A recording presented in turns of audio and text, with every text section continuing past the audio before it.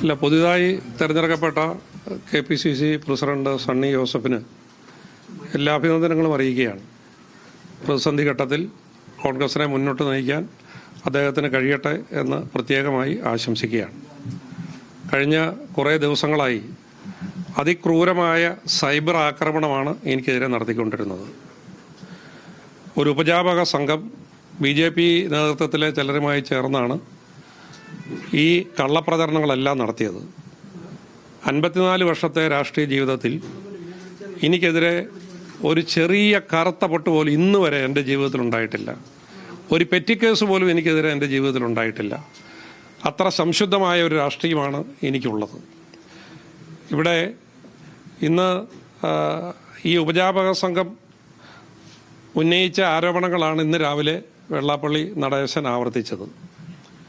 BJPയുടെയും CPMൻ്റെയും താല്പര്യം സംരക്ഷിക്കാൻ ട്രപ്പീസ് കളിക്കുന്നതിനിടയിൽ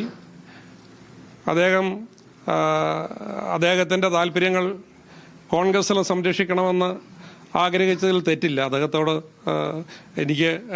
എന്നോട് വ്യക്തിപരമായിട്ട് എന്തെങ്കിലും വിരോധമുണ്ട് എന്ന് ഞാൻ കണക്കാക്കുന്നില്ല.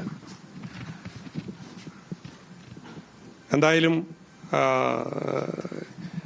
ഇന്നുണ്ടായിരിക്കുന്ന ഈ രാഷ്ട്രീയ സാഹചര്യം,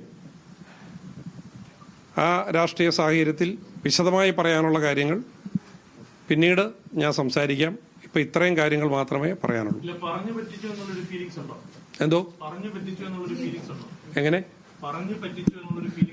ഇല്ലില്ലില്ല, ഒന്നുമില്ല. എനിക്ക് യാതൊരു വിധമായിട്ടുള്ള പ്രശ്നങ്ങളുമില്ല.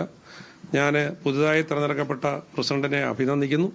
പക്ഷേ എനിക്കെതിരെ നടന്നത് മുഴുവൻ ക്രൂരമായ സൈബർ ആക്രമണമാണ്.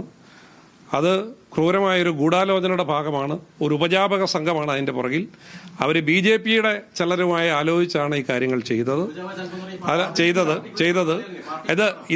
ഇതുമായി ബന്ധപ്പെട്ട കാര്യങ്ങൾ പാർട്ടി ഫോറങ്ങളിൽ ധരിപ്പിക്കേണ്ട സ്ഥലങ്ങളിൽ ഞാൻ ധരിപ്പിക്കും. അതിനുശേഷം വീണ്ടും ഞാൻ നിങ്ങളെ കാണാം.